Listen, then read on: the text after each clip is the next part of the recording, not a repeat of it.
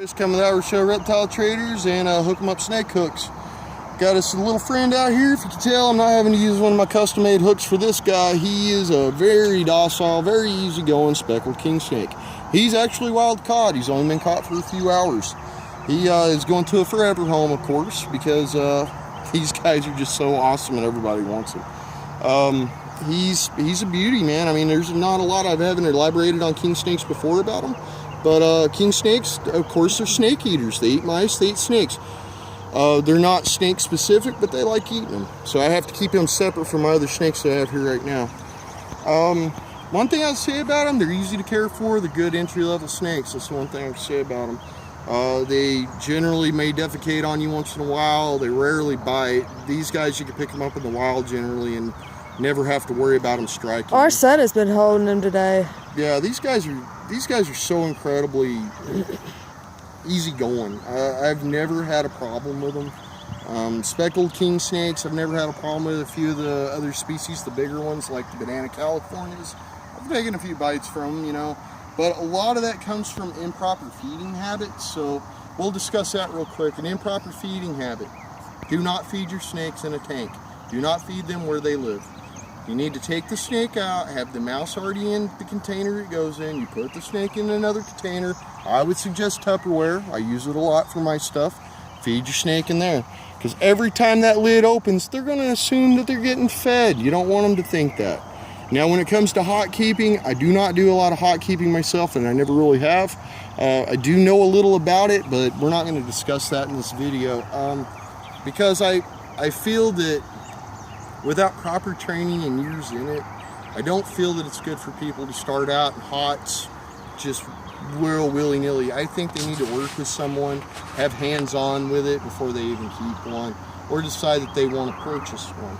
I know they're readily available, but that's really not something that I try to help people do.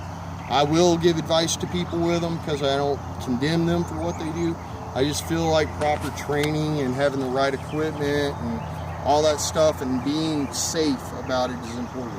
If you're not safe and you get bit by one of them, it's your own fault and the snake gets destroyed. It's not fair for anybody. You know what I'm saying? It's just not. It's not a good thing. But this guy right here, these are great pets. These are the best you could have. They're readily available. They're easy to come across. You'll find them in your yard.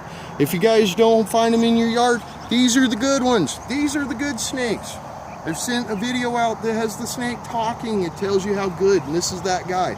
These are the good snakes. Well, he was wild caught, and he's able to be held, and yeah, they like being held. They like being messed with. And you know what's cool is they eat other snakes. They eat your copperheads. They eat your water moccasins. They eat your rattlesnakes, and they always win. These guys have some kind of immunity to the venom, and they always win. So if you see this in your yard, this is not a copperhead. This is not a water moccasin. It's not a rattlesnake. And they will rattle their tails a little bit in defense. Every snake does. It's not means that they're not a rattlesnake. This is another great catch today, and I thoroughly enjoy showing these guys. I would make a video every day over one of these if I could because they're so awesome.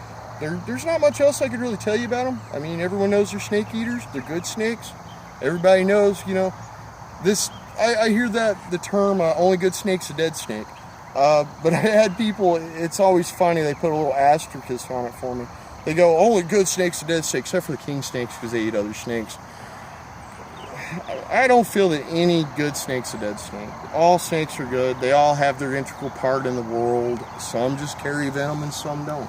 These guys are just what I guess a lot of people could call the good snake. These are the easy handling, the fun, easy going guys that want to be loved. Okay, this is all these guys want. They want to be loved. This is actually the closest snake to a dog, I swear. They always like being held. They're really good going. I just enjoy them.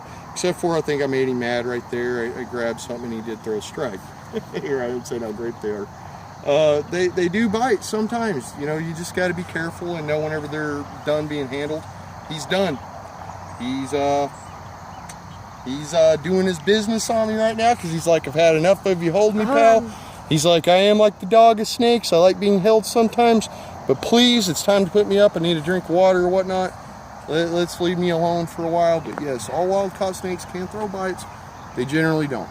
If you can't tell, he didn't make contact. He was just bluffing me. Hey man, it's time to put me up. So this is Chris once again. Hook 'em up snake hooks. Coming out of our show, Reptile Traders. And of course, I always got to throw in my good friends down there at Cold Bloods and Warm Hearts. Just make sure you give them a call if you find any guys you don't want on your property.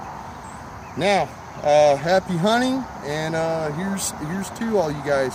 Time for you to go clean up. Yeah, another fine day.